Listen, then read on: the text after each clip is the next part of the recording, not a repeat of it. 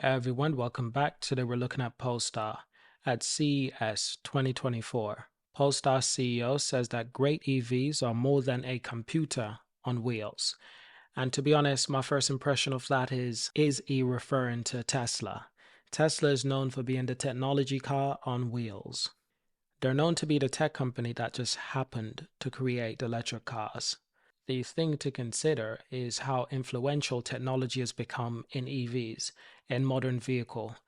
You can't build cars these days without an abundance of technology. It is such an important part of building cars.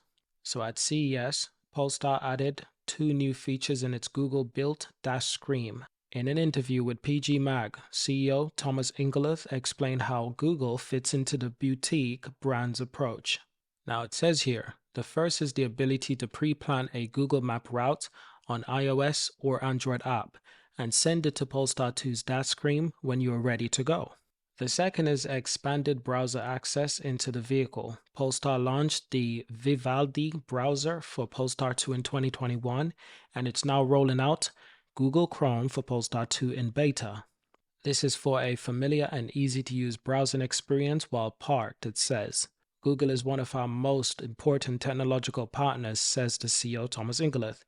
Previously, as SVP at Volvo, he witnessed the era of car companies trying to develop their own dash screen system. That promises was never fulfilled. And I quote, Google offers the customers a navigation that knows everything. The amount of users' knowledge they bring is amazing. Polestar is still able to offer Apple CarPlay, whereas some of its rivals such as Tesla, Rivian, and GM do not. And this is one of the unique things about having a Polestar car. They do offer both Android Automotive and Apple CarPlay. Now, while EVs are known for their slick dash screen, it's not all about being a computer on wheel. This was said by the CEO Thomas Ingerloth. He also says it's the combination of having a great electronic and software, the art of turning a car that is physical object with high weight moving in space. Now, Polestar currently offers one vehicle, the Polestar 2, which starts at $49,900 US with an impressive 320-mile range and quick 28 minutes charge time on a level 3 fast charger. That's 40 more miles of range than the 260 miles you get in the Tesla Model Y, which starts at 43,990 US. Now later this year, the Polestar 3 and 4 will join the lineup, followed by the Polestar 5 in 2025. Ingerloth says that Polestar will never be a mass market brand. We are a dedicated brand. We won't have the highest volume. And this is true. It is not in Polestar's intention to have the highest volumes. That is something that Volvo is focused on. This is why the EX30 is such an important car for Volvo. It's affordable. It's very much a roomy car. It's a mid-size electric SUV. It is kind of perfect. It's the perfect car that a lot of people are looking for. It's the perfect car to compete with the Model Y. Now, Polestar, on the other hand, they're known to be the next Porsche. They will make a lot less vehicles than Volvo and Tesla. Just a few 100,000 vehicles per year is good enough for Polestar. What they're looking at is high margins. They're looking to make great vehicle and to be able to price them higher and to make a great return on those vehicles instead of making mass market vehicles. Now, of course, this is easier said than done. In actuality, getting people to buy a car that costs more is not always so easy. There are legendary companies out there that are already struggling with this.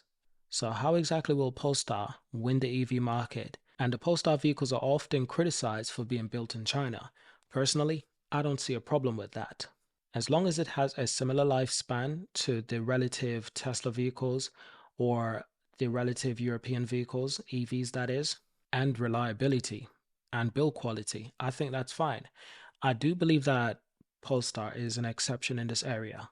Reason for that is that Volvo has always been a trustworthy brand. Volvo has always been known to create really good cars, strong, well-built car, reliable cars. And Volvo wants to continue that.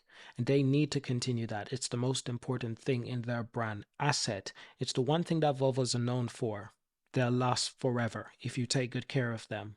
I would like to think that the Volvo company has a way of transferring some of those qualities to the Polestar brand.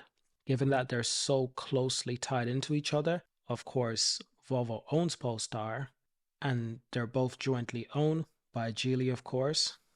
I think Volvo is smart enough to realize that without their reliability, without what makes them Volvo, they will cease to exist.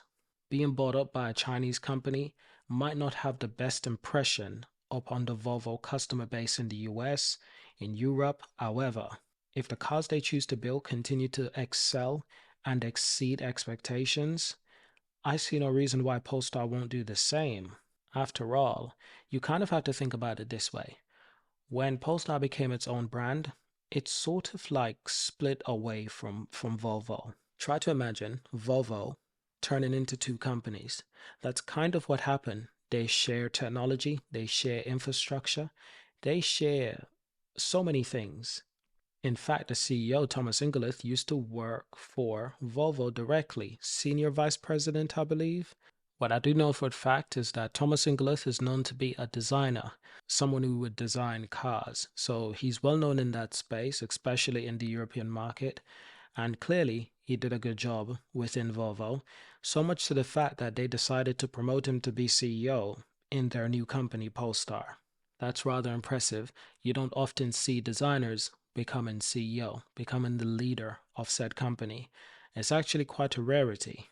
Now, aside from that, I've spoken in other videos about the future prospects for Polestar. I'll always reiterate that I do believe that the company is undervalued.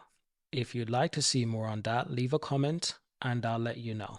I've made countless other videos on this subject, and I can just send you a link to one of those videos. That will explain why I believe that Polestar is still an undervalued company. So I hope you enjoyed the video today. Thank you for watching. Subscribe to see more. Leave a like, leave a comment, and I will see you in our next video.